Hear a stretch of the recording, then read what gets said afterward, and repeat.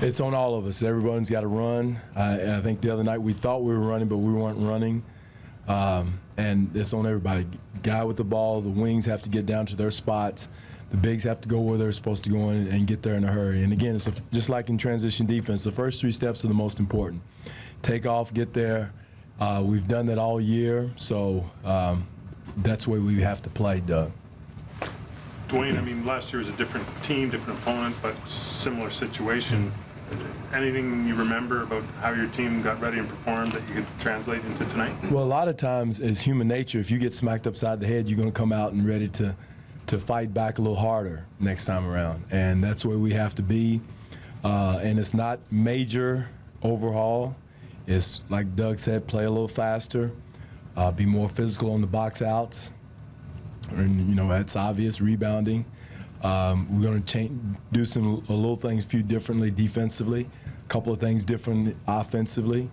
But we can't just scrap the whole thing losing by 2 or 1 or whatever it was going in overtime. So, you know, there's some adjustments we'll make, and I'm sure they'll make some too, and we have to be ready for that. But the key is coming out with a 2x4 on your shoulder, ready to hit first and in all areas. You said you weren't worried about the stage fright of this team going into game 1. What did you learn about this team, or what this team maybe learned about itself going through the process of playoff game 1, 2, 3, 4, 5, 6, 7 last year?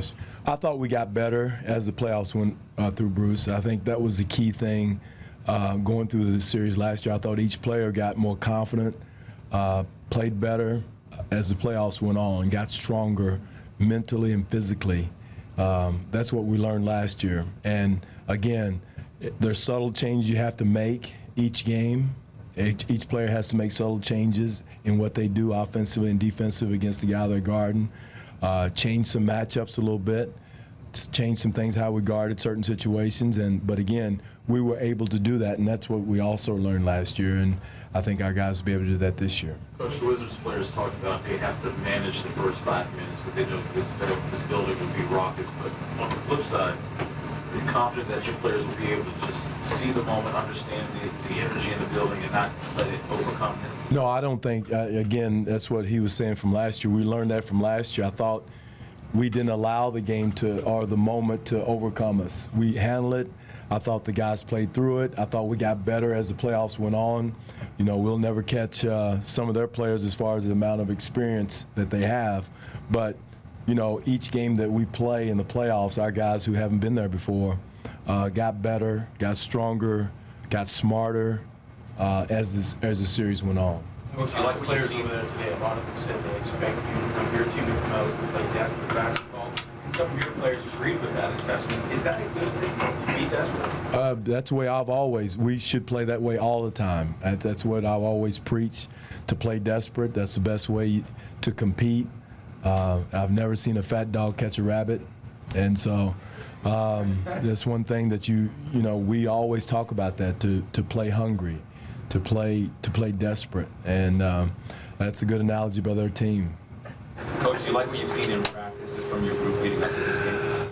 Yes, the preparation's been good. The preparation was good before game 1. Again, I'm going to say this. Our staff does one of the best jobs of any staffs I've been with in the league as far as making sure they have the right information, the right amount of information, what we want to do to take things out, what we want to do offensively to do. So I'm very confident. And the guys were very attentive, focused.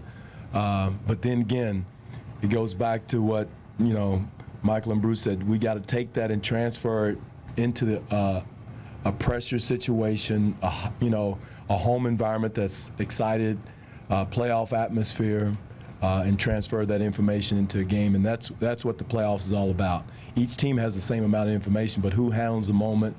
And again, I thought we did last game. Again, it's an overtime game, and I'm sure both teams have seen things that they could do differently. Both team starters a bit of a wash in terms of the matchups. Do you look at your bench as a decided advantage, and do you talk collectively about that? I think our bench has been productive the entire year. Hell, one of our guys won 6th Man of the Year. So it's been productive. We look at that. We're not afraid to use our bench at any time. Guys off the bench with the starters at any time. So yes, we do cherish our bench and utilize our bench as much as possible, both offensively and defensively.